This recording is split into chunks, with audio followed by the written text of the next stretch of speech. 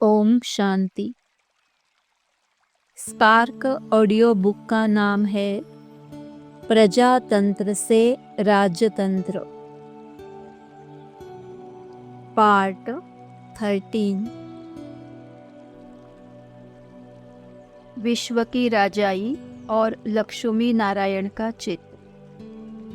अभी हमारा जो लक्ष्मी नारायण का चित्र है, उसको देखने पर किसी के मन में सहज ही प्रश्न उठता है कि क्या वहाँ इतना सब पहनकर रहते होंगे।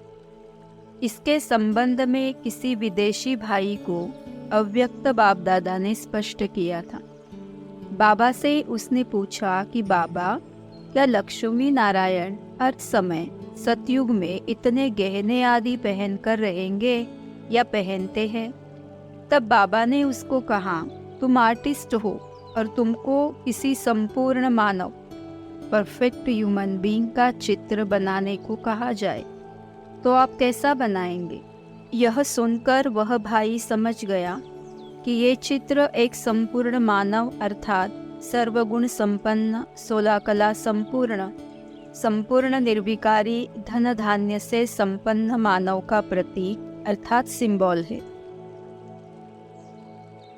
ये लक्ष्मी नारायण आदि देवताओं के चित्र और मंदिर सतयुग त्रेता की राजाई के चिन्ह हैं।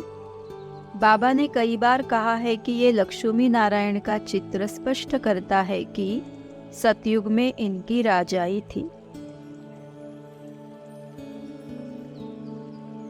11 जून 2010 के रिवाइज साकार महावाक्य। अभी तुम जानते हो कि यह चक्र कैसे फिरता है। भारत ही बहुत साहूकार था, फिर गरीब बन जाता है, फिर बाप आकर साहूकार बनाते हैं। भारत आज से 5000 वर्ष पहले स्वर्ग था। इन लक्ष्मी नारायण का राज्य था। पहले गद्दी इनकी चली थी। कृष्ण प्रिंस ने स्वयंवर किया तो राजा बना और नारायण नाम पड़ा। 21 मई 2010 के रिवाइज साकार महावाक्य। बाप स्वर्ग स्थापन करते हैं तो फिर जरूर पुरानी दुनिया का विनाश भी होगा। सतयुग में ये लक्ष्मी नारायण राज्य करते थे। तुम बच्चों को नशा होना चाहिए कि हम अपने पुरुषार्थ से अभी यह लक्ष्मी नारायण बन रहे हैं। हम ही भारत में राज्य करते थे। शिव बाबा राज्य देकर गया था, अभी फिर से बाबा राज्य देने आए हैं। 23 अक्टूबर 2010 के रिवाइज साकार महावाक्य। 84 जन्म लेते लेते तुम स्वर्ग से नरक में आ गए हो। अब फिर स्वर्ग में जाना है। स्वर्ग और नरक का यह खेल है। तुम यहाँ सत बाप के संग में हो, उनको ही याद करते हो। वही ऊंचते ऊंच भगवान है, वह है रचता। उनसे ही बच्चों को सुख शांति का वर्षा मिलता है। सतयुग में जब इन लक्ष्मी नारायण का राज्य था, तब बहुत थोड़े मनुष्य होंगे। एक धर्म, एक ही राजाई थी। सतयुगी राजाई और ज्ञान गुण शक्तियों की धारणाएं। सतयुगी राजाई और निश्चय। सतयुग त्रेता की राजाई पाने वालों को किन किन बातों की धारणा करनी है, वह भी सतयुग की राजाई स्थापन करने वाले बाबा ने स्पष्ट ज्ञान दिया है। जो उन सब धारणाओं को जीवन में धारण करते हैं, वे जरूर सतयुग त्रेता में राजाई पाने के योग्य बनते हैं, और जो योग्य बनते हैं वे ही राजाई पाते हैं। राजाई पाने के लिए राज कारोबार करने की शक्ति भी चाहिए, तो उसके योग्य गुण भी चाहिए।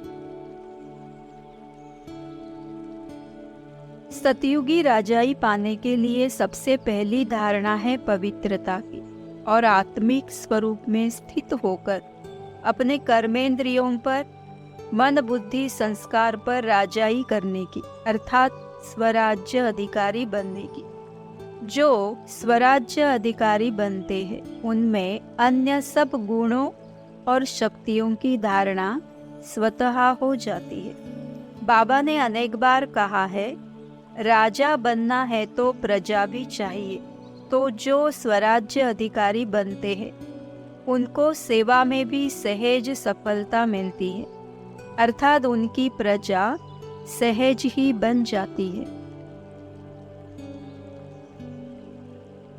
14 जुलाई 2010 के रिवाइज साकार महावाक्य। अभी बाप हमको विश्व का मालिक बनाते हैं। जो विश्व का मालिक बनने वाले बच्चे हैं उनके ख्यालात बहुत ऊंचे और चलन बहुत रॉयल होगी। उनका भोजन भी बहुत कम होगा, जास्ती हवच नहीं होगी। याद में रहने वालों का भोजन भी बहुत सूक्ष्म होता है। तुम बच्चों को विश्व का मालिक बनने की खुशी है। कहा जाता है, खुशी जैसी खुराक नहीं। 26 अक्टूबर 1971 अव्यक्त बाप दादा के महावाक्य। अगर मैं सही हूँ तो मेरा वाइब्रेशन दूसरों तक क्यों नहीं जाता? कोई तो कारण होगा ना। अगर अभी ब्राह्मण परिवार को संतुष्ट नहीं कर सकते हो तो राज्य क्या चलाएंगे? जितना बेहद का सहन उतनी बेहद की दुआएं, क्योंकि बाप के आज्ञाकारी बने हो। बाप ने कहा सहन करो, खुशी से आज्ञा मानना, मजबूरी से नहीं। 13 जुलाई 2010 के रिवाइज साकार महावाक्य। संस्कार आत्मा में ही रहते हैं। तुम यहाँ से संस्कार ले जाएंगे, फिर आकर नई दुनिया में राज्य करेंगे। जैसे कल्प पहले सतयुग में राजधानी चली थी, वैसे ही फिर शुरू हो जाएगी। इसमें कुछ पूछने की भी दरकार नहीं रहती है। मुख्य बात है अपने को आत्मा समझो, देह अभिमान में नहीं आओ, कोई विकर्म नहीं करो। 17 मई 2010 के रिवाइज साकार महावाक्य। यह बाबा बूढ़ा है, फिर भी समझते हैं मैं पढ़ रहा हूँ। बहुत खुशी में रहते हैं। समझते हैं हम अभी यह शरीर छोड़ फिर जाकर राजा के घर में जन्म लूँगा। तुम बच्चे मूंझते क्यों हो? दिलहोल क्यों होते हो कि सभी थोड़े ही राजा बनेंगे? यह ख्याल आया, फेल हुआ। बैरिस्टरी इंजीनियरिंग पढ़ने वाले ऐसे कहेंगे कि क्या सब थोड़े ही बैरिस्टर इंजीनियर बनेंगे? 19 अगस्त 1971 के अव्यक्त महावाक्य। सदैव यह लक्ष्य रखो कि ट्रांसफर होना है और ट्रांसफर करना है। ऐसे नहीं कहना कि यह ट्रांसफर हो तो मैं ट्रांसफर हो जाऊं। नहीं, मुझे होना और मुझे ही करना है। जो ऐसे हिम्मत रखने वाले बनते हैं वे ही विश्व के महाराजन बन सकते हैं। यह छोटा सा परिवार ही विश्व के राज्य अधिकारी बनने वाले हैं। इनके ऊपर अभी स्नेह का राज्य करना है, ऑर्डर नहीं चलाना है। अभी से विश्व महाराजन नहीं बन जाना है, अभी तो विश्व सेवाधारी बनना है। स्नेह देना ही भविष्य के लिए जमा करना है।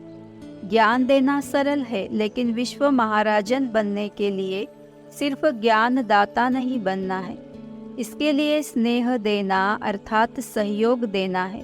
जहाँ स्नेह होगा वहाँ सहयोग अवश्य होगा। 17 मई 2010 के रिवाइज साकार महावाक्य। तुम बच्चों को यह निश्चय है कि हम बेगर से प्रिंस बनने वाले हैं। यह बेगर दुनिया ही खत्म होनी है, तो तुम बच्चों को बहुत खुशी रहनी चाहिए। यह इम्तहान है भी प्रिंस प्रिंसेस बनने का। बाप को याद करना है और भविष्य वर्षे को याद करना है। इस याद करने में ही मेहनत है। इस याद में रहेंगे तो फिर अंतमति सो गति हो जाएगी। 12 मई 2010 के रिवाइज साकार महावाक्य। बाप आए ही है तुम बच्चों को सदा सुखी बनाने। कोई बादशाह का बच्चा होगा तो वह बाप को और राजाई को देख खुश होगा ना। यहाँ तुम बच्चों को निश्चय है कि शिव बाबा आया हुआ है, वह हमको पढ़ा रहे हैं, जिससे फिर हम स्वर्ग में जाकर राजाई करेंगे। 9 जनवरी 1995 के अव्यक्त महावाक्य। निश्चय की निशानी है निश्चिंत स्थिति। इसका अनुभव करो। होगा, नहीं होगा, क्या होगा, इसको निश्चिंत नहीं कहेंगे। फिर बाप के आगे फरियाद करते हो। फरियाद करना अर्थात अधिकार को गंवाना। अधिकारी कब फरियाद नहीं करेंगे? तो ये सब प्रैक्टिकल निशानियां अपने आप में चेक करो। ऐसे अलबेले नहीं रह जाना कि हम तो है ही निश्चय बुद्धि।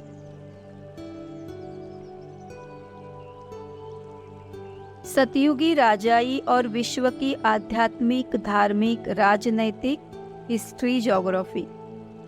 इस संबंध में ज्ञान सागर परमात्मा ने जो मुख्य बात बताई है, जिससे आत्माओं के अनेकानेक प्रश्नों का हल हो गया है, वह है कि यह सृष्टि चक्र एक अनादि अविनाशी नाटक है, जो हर कल्प अर्थात हर 5000 वर्ष के बाद हूबहू पुनरावृत्त होता है।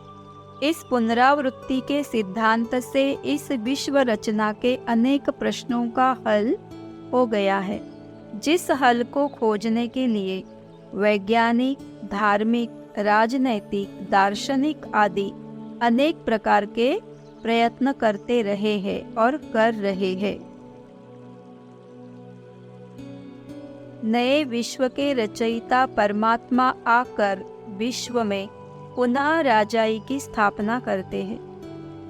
उसके लिए आत्माओं को इस विश्व की आध्यात्मिक, धार्मिक, राजनैतिक, हिस्ट्री, ज्योग्राफी का ज्ञान देते हैं, जिस ज्ञान के आधार पर विश्व में पुनः राजशाही की स्थापना होती है।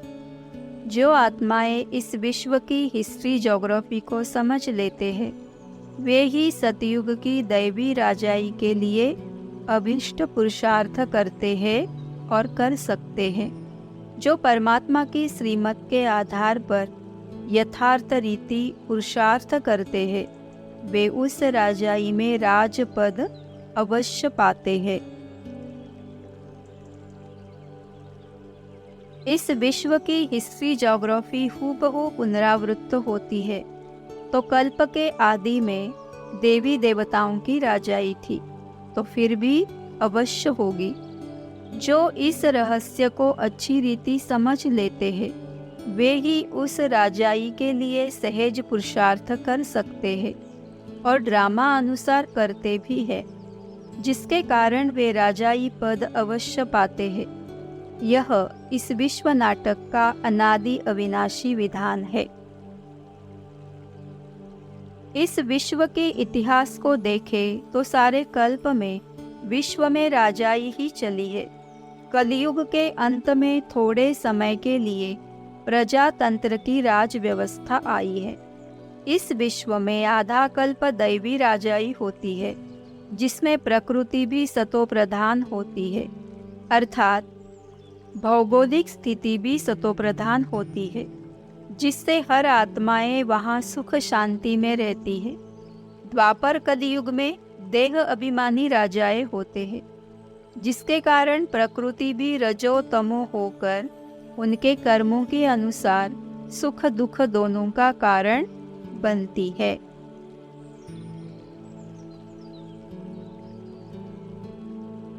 सतयुग की दैवी राजाई की स्थापना वर्तमान के भारत में होती है और उसका विस्तार त्रेता के अंत तक सुदूर पश्चिम, उत्तर, पूर्व तक हो जाता है।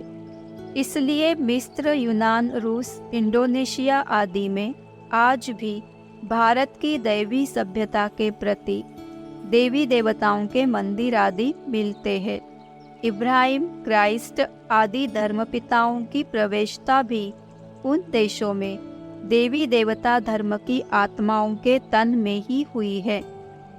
बाद में जब उस धर्म वंश की राजाई वहां स्थापन हुई, तब भारत की चक्रवर्ती राजाई खत्म हो गई और समयांतर में भारत की राजाई का संकुचन आरंभ हो गया।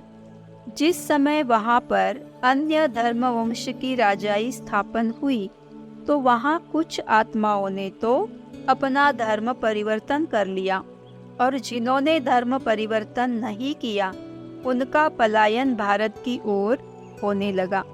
इसीलिए आज तक कहाँ-कहाँ भारत के इतिहास में पढ़ाया जाता है कि भारत में आर्य मध्य एशिया से आए हैं।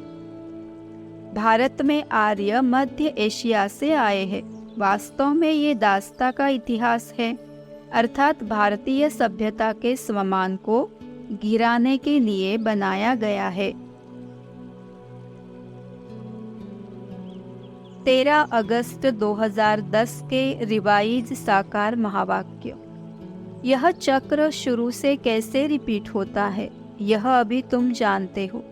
यह पास्ट, प्रेजेंट, फ्यूचर का चक्र है। जो पास्ट हो जाता है वह फिर फ्यूचर होता है। इस समय तुमको यह नॉलेज मिलती है, फिर तुम राजाई ले लेते हो। इन देवताओं का राज्य चलता है। यह तुम किसी को भी कहानी मिसल सुनाओ, बड़ी सुंदर कहानी बन जाएगी। 14 अगस्त 2010 के रिवाइज साकार महावाक्य। तुमको प्रदर्शनी में लिखना चाहिए कि इस लड़ाई के पहले ज्ञान सागर बाप स्वर्ग का उद्घाटन कर रहे हैं, फिर विनाश के बाद स्वर्ग के द्वार खुल जाएंगे। अब बाप तुमको मनुष्य से देवता बनाते हैं। इस वर्ल्ड की हिस्ट्री ज्योग्राफी फिर से रिपीट होनी है। बाप ही पुरानी दुनिया को नई दुनिया बनाते हैं। ये सब समझने की बातें हैं। 17 अगस्त 2010 के रिवाइज साकार महावाक्य। बच्चों में स्वीट वे है जो बहुतों का कल्याण करते हैं। बाप भी स्वीटेस्ट है, तब तो सब उनको याद करते हैं। पुरानी दुनिया और नई दुनिया किसको कहा जाता है, वह भी तुम अभी जानते हो। वर्ल्ड की हिस्ट्री ज्योग्राफी कैसे रिपीट होती है, वह भी बाप ने तुमको समझाया है। 11 अगस्त 2010 के रिवाइज साकार महावाक्य। 5000 वर्ष के बाद हिस्ट्री रिपीट होती है। तुमको राजाई मिलती है, बाकी और सब आत्माएं शांति धाम चली जाती है। अभी तुमको बाप मिला है और तुम सारे सृष्टि चक्र को जानते हो, तो तुमको खुशी में गदगद होना चाहिए। गॉड फादर है ही नॉलेजफुल। उनको ही यह नॉलेज है कि यह सृष्टि चक्र कैसे फिरता है। वर्ल्ड की हिस्ट्री ज्योग्राफी कैसे रिपीट होती है, बाप में यह सारी नॉलेज है। हमारी आत्मा में 84 जन्म का पार्ट भरा हुआ है। इस योग की ताकत से आत्मा सतोप्रधान बन गोल्डन एज में चली जाएगी।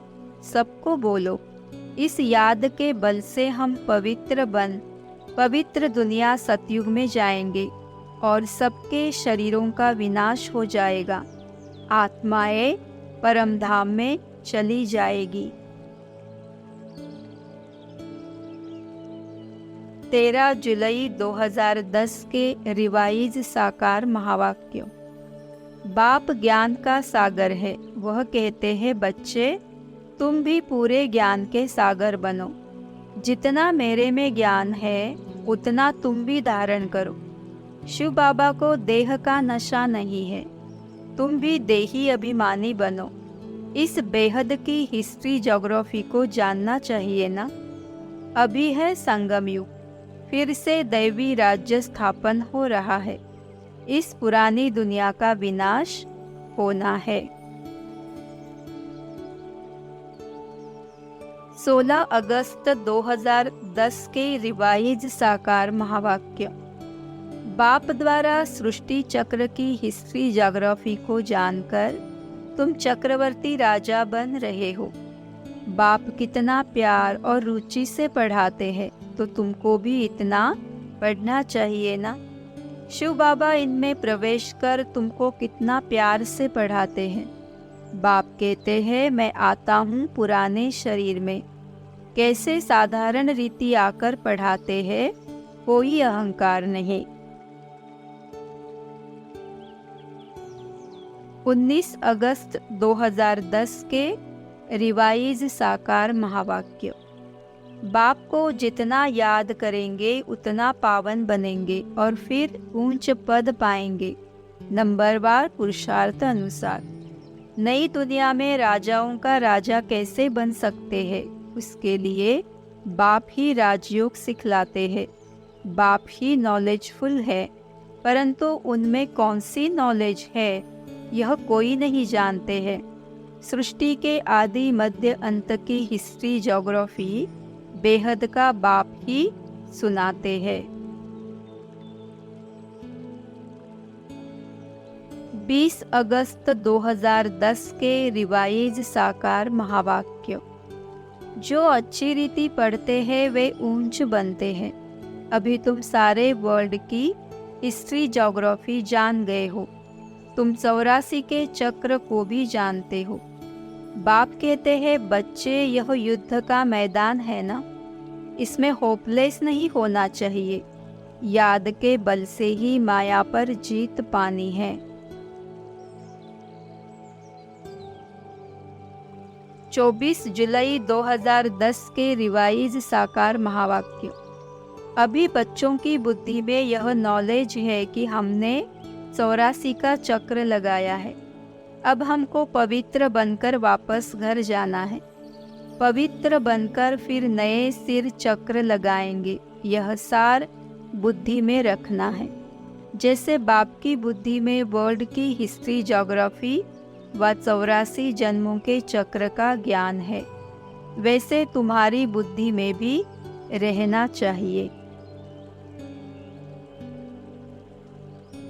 24 जुलाई 2010 के रिवाइज साकार महावाक्य। यह वर्ल्ड की हिस्ट्री ज्योग्राफी कैसे रिपीट होती है, यह नट शेल में सारा चक्र बुद्धि में रहना चाहिए। ज्ञान मार्ग में चित्रों की दरकार नहीं है। भक्ति मार्ग में जो चित्र आदि बनाए हैं उनको करेक्ट करने के लिए चित्र आदि बनाने पड़ते हैं। वास्तव में यह सब ड्रामा में नूंद है। कोई कुछ करता थोड़े ही है, सब ड्रामा अनुसार होता है। 2 अगस्त 2010 के रिवाइज साकार महावाक्य। कोई भी पतित घर वापस जा नहीं सकता। पवित्र जरूर बनना है। शिव की बारात गाई हुई है। पहले तो सुप्रीम बाप को जाना चाहिए। बाप कहते हैं, मैं आता हूँ एक सत्य धर्म की स्थापना करने। बाकी सभी धर्मों का विनाश हो जाता है। सृष्टि चक्र को फिर से फिरना ही है। कहा भी जाता है कि वर्ल्ड की हिस्ट्री ज्योग्राफी रिपीट होती है। अभी पुरानी दुनिया है, फिर नई दुनिया को रिपीट होना है। 3 अगस्त 2010 के रिवाइज साकार महावाक्य। यहाँ ही तुमको दुख धाम से पार सुख धाम में जाना है, क्योंकि अभी तुम बच्चों को पता पड़ा है कि दुख धाम क्या है और सुख धाम क्या है। अभी तुम अपने 84 जन्मों की हिस्ट्री ज्योग्राफी को जान गए हो। तुम जानते हो अभी हमको पुण्यात्मा बनना है। दुनिया में कोई भी 84 जन्मों की हिस्ट्री ज्योग्राफी को नहीं जानते हैं। ज्ञान सागर बाप ही आकर बताते हैं। 3 अगस्त 2010 के रिवाइज साकार महावाक्य। बाप को सभी आत्माएं याद करती है। पहले तुम देहाभिमानी थे तो कुछ भी नहीं जानते थे। अभी बाप ने तुम बच्चों को देही अभिमानी बनाया है। अभी तुम बच्चे जानते हो कि यह दुनिया बदल रही है। इस पुरानी दुनिया का विनाश होना है। नई दुनिया की स्थापना बाप कर रहे हैं। एक गीता में ही विनाश का वर्णन है।